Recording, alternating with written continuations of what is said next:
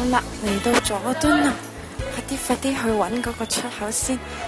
各位如果係搭地鐵嘅話呢，你就喺佐敦嘅 C 出口寶靈街出咗之後，一路直行過2個街口呢，你見到右手邊嗰度寫住百家士街，你喺嗰度轉右呢，你就會見到呢一間牛奶公司噶啦。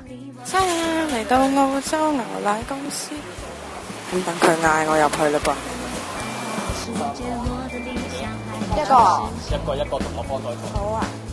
你入到去就會知道呢係冇辦法慢慢食嘅，因為係好似打仗咁，所以呢等位通常都唔會等好耐嘅啫。我諗到，但係冇人理我。我諗到啦。係啊，我要茶餐，意粉，炒蛋，麵包，唔該。你嗰碟都好似好好味。唔該。如果去到食茶餐呢，你可以跟住呢個次序去叫嘢食㗎噃。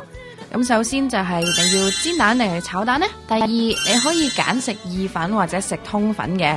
咁如果你唔想食叉燒呢，其實你都可以食火腿㗎噃。第三就係要食多士定係麵包啦。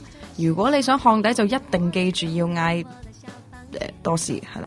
咁你只要順序咁講出你想食嘅3樣嘢呢，咁佢哋就自然會同你落單噶啦，唔使等佢哋問噶。不過呢，就唔好懶醒諗住叫埋餐飲啦。總之呢，你就要等佢叫你嗌嘅時候，你先好嗌。唔係嘅話呢，係會打亂佢哋嗰個好密集嘅生產線嘅。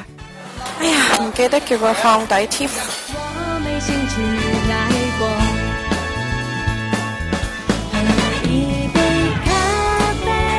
你可以睇下呢度呢，就係佢哋最忙嘅生產線嘅開頭啦，就係呢一個佢哋嘅小廚房啦。咁入面都唔係好多個喺度嘅啫，咁但係所有嘢呢，都係喺呢一度煮出嚟嘅。收啊呢個唔該。一個。不過今日我胃口就麻麻，同埋佢哋今日個煎蛋有少少乾啊，所以呢就食唔晒，對唔住啊。死蛋，一位好啊。唔該。哎呀 ，sorry。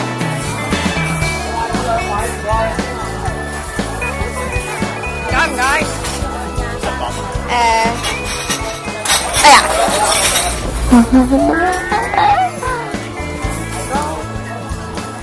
走嘅時候仲跌晒啲錢落地下，好樣衰啊！食完嘢又係時候講拜拜啦，又係時候返公司做嘢啦。人無法走過每天，為求沒有帶着遺憾活到終點，就是你讓感覺從此不再簡單。等我諗下，下次食咩好先。